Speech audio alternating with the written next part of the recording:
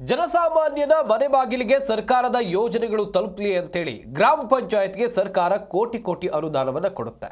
ಆದರೆ ಇದೇ ಅನುದಾನವನ್ನು ಗ್ರಾಮ ಪಂಚಾಯತ್ ಅಧ್ಯಕ್ಷ ಮತ್ತು ಅಧಿಕಾರಿಗಳು ದುರ್ಬಳಕೆ ಮಾಡಿಕೊಂಡು ಅಮಾನತ್ತಾಗಿದ್ದಾರೆ. ಹಾಗಾದರೆ ಇವರು ಬಳಕೆ ಮಾಡಿಕೊಂಡ ಹಣ ಎಷ್ಟು ಗೊತ್ತಾ? ಈ ರಿಪೋರ್ಟ್ ನೋಡಿದರೆ ನಿಮಗೆ ಶಾಕ್ ಆಗುತ್ತೆ.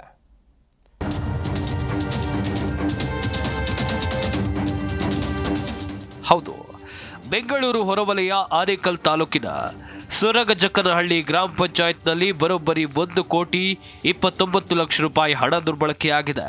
ಅಕ್ರಮದಲ್ಲಿ ಶಾಮೀಲಾದ ಗ್ರಾಮ ಪಂಚಾಯಿತಿ ಮಾಜಿ ಅಧ್ಯಕ್ಷ, ಹಾಲಿ ಸದಸ್ಯ ರಾಜಪ್ಪ, ಪಿಡಿಒ ಹರೀಶ್, ಕಾರ್ಯದರ್ಶಿ ಶಿಲ್ಪಾಬಾಯಿ, ಬಿಲ್ ಕಲೆಕ್ಟರ್ ರೂಪಾ ಮತ್ತು ಕಂಪ್ಯೂಟರ್ ಆಪರೇಟರ್ ರಘು ಮೇಲೆ ಆನೇಕಲ್ ಪೊಲೀಸ್ ಠಾಣೆಯಲ್ಲಿ ಕ್ರಿಮಿನಲ್ ಕೇಸ್ ದಾಖಲಾಗಿದೆ.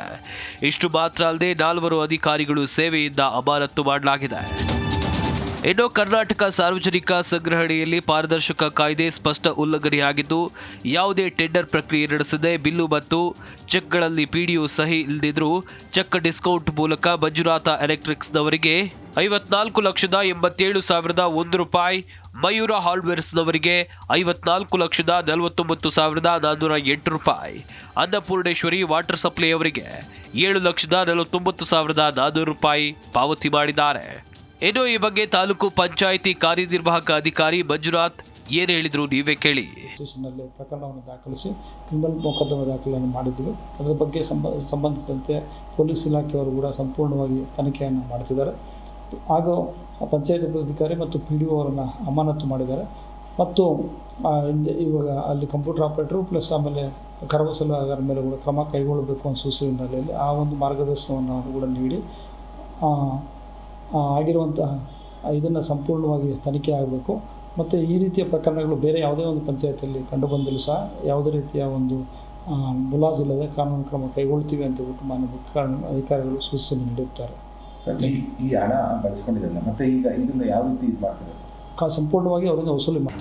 ಒಟ್ಟಲ್ಲಿ ಮೇಲ್ನೋಟಕ್ಕೆ ಸೊರಗಜಕ್ಕನಹಳ್ಳಿ ಗ್ರಾಮ ಪಂಚಾಯಿತಿಯಲ್ಲಿ ದೊಡ್ಡ ಮಟ್ಟದ ಹಗರಣ ನಡೆದಿರುವುದು ಕಂಡು ಬರ್ತಾ ಇದೆ. ಮತ್ತಷ್ಟು ಆಳಕ್ಕೆ ಇಳಿದ್ರೆ 100 ಕೋಟಿ ರೂಪಾಯಿ ಅಕ್ರಮಗಳು ಬಯಲಾಗುತ್ತೆ. ಆದರೆ ಸಂಬಂಧಪಟ್ಟ ಇಲಾಖಾಧಿಕಾರಿಗಳು ಪ್ರಾಮಾಣಿಕವಾಗಿ ತನಿಖೆ ನಡೆಸಿದಾಗ ಮಾತ್ರ ಅಕ್ರಮ ಹೊರಗೆ ಬರುತ್ತೆ. ಇಲ್ಲವಾದಲ್ಲಿ 10ರಲ್ಲಿ 11 ಎಂಬಂತೆ ಮುಚ್ಚಿ ಹೋಗುವ ಸಾಧ್ಯತೆ ಹೆಚ್ಚು. Murthy C, G Kannada news, Anekal.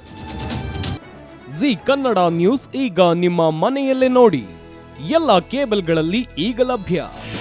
ನಿಮ್ಮ ನೆಚ್ಚಿನ ಜಿ ಕನ್ನಡ ನ್ಯೂಸ್ ಈಗ ಸನ್ ಡೈರೆಕ್ಟ್ ನಲ್ಲಿ number 292, Tata play number 1664, Jio TV number 1334, NXT digital number 30, in cable number 30, city networks 51, U digital number 162, GTPL number 17, Rockline telecommunications number 42, Shri Basaveshwara cable number 168, rural cable network 60, Vinayaka digital 57, Abhishek cable 821, city channel 53, Siddeshwara cable network 57, V4 digital Infotech 628, Surya digital networks 53, Gajanan digital number 836, Malnad infotech private limited number